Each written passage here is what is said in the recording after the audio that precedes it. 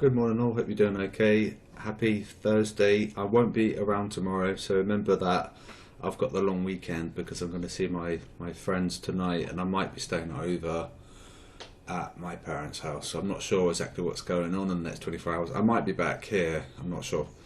So we risk on across the board. You can see the 24-hour calculation adds to the big picture, in that the retail guys are short, but they're adding to short. But however, the fundamentals are quite bearish, so they might be right, so we have to be careful. Risk is the VIX is being crushed, so we're below the yearly pivot. We never really did spike above 30, and that was the indication that we're probably going to be a bit risk on. We didn't really do any erratic spikes. It looked like it was getting crushed, so that could be a risk on sign.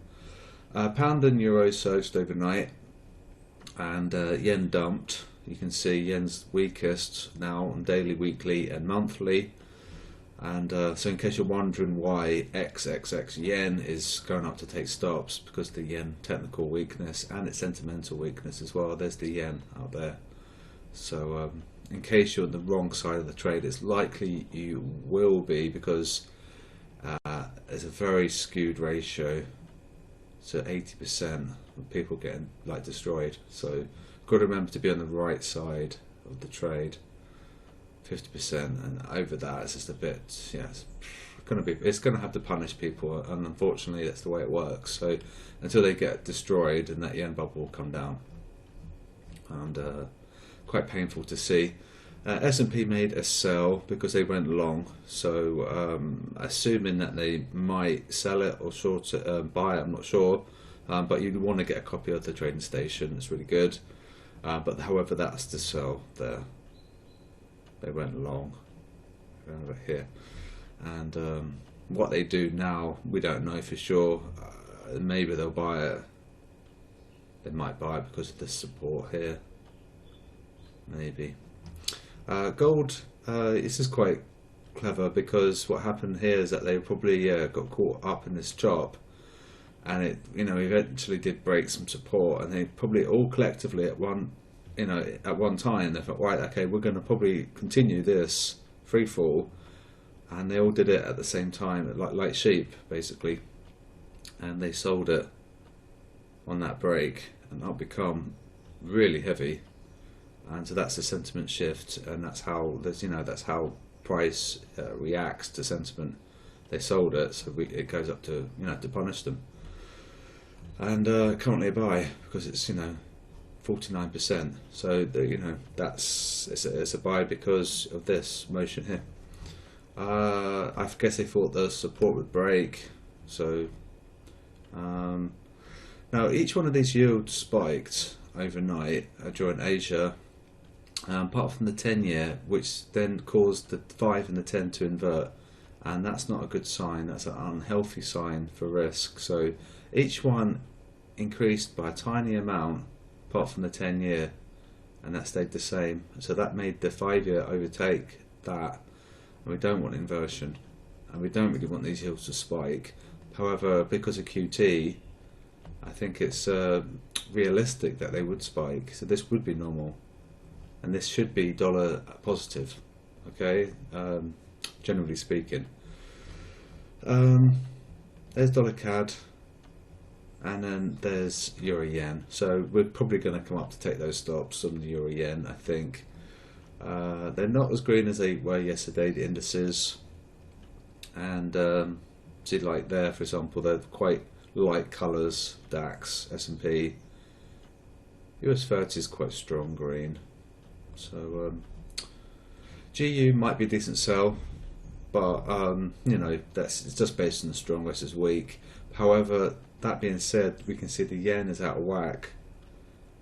So if that was a level playing field and they were all green, then this logic would be better. However, we can see the things are out of bonk, so this logic isn't so good because it's not a level playing field. So these have to catch up, or these have to decline. So don't look at clues for yen and US 500 direction. Not currently. Euro yen maybe at 70% probability. Quite mixed. and we're going to see a lot of uncertainty in the market mood. The Fed have started withdrawing their stimulus. I think they said it was $1 million per minute they were withdrawing stimulus, which is quite scary. SFC update, largest stock loss clusters EJ there. Location is 13880, the size is huge, it's absolutely huge, so I think that's probably going to get taken. CAD is strongest, Kiwi is weakest. Note the bubbles are out of bonk. Aussie should be larger, dollar should be larger, CAD should be larger. You could probably argue Euro could be larger. They're okay sizes, yen and pound. Kiwi could be smaller, and Swiss has to be a lot smaller, or that bubble has to move. So yeah, so it's quite out of bonk, to be honest with you. Lots of stuff like out of whack there. So we should see large bubbles down here, but we're not currently. Signals were positive. Pound didn't really do much, didn't really move, and we had the false notification because the technical indicator flipped to neutral, and because of that it went false. So we got 12 pips. It wasn't our home run, but it wasn't negative, so it's a positive. Unfortunately, we are in a lot of uncertainty right now with markets and the market mood, so we're probably going to see quite a bit of chop, to be honest. So today I'm going to work on these signals populating in the sheet.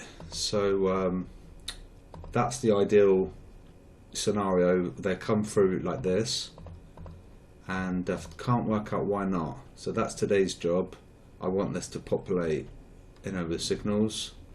That's going to be awesome if I can work that out. And secondly, I'm going to work in the Excel MultiTrader 4 automation. Can push trades now according to the change in A1 in that cell. So I get trades fired into MetaTrader 4 based on that value. So that is absolutely awesome. I made humongous progress on that. So that's great. And enjoy the weekend. I won't be around tomorrow, remember, and I'll be back on Monday. And these aren't markets to gamble with, even if you've got excellent risk management.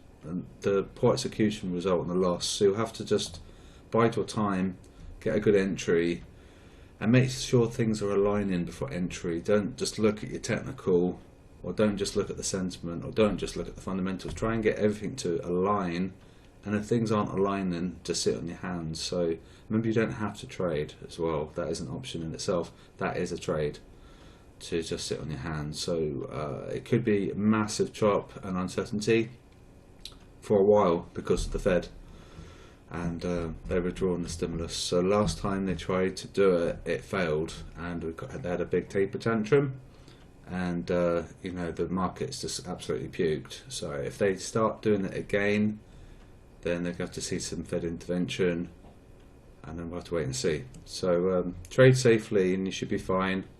Remember, you can just monitor, and that's not really a bad thing at all.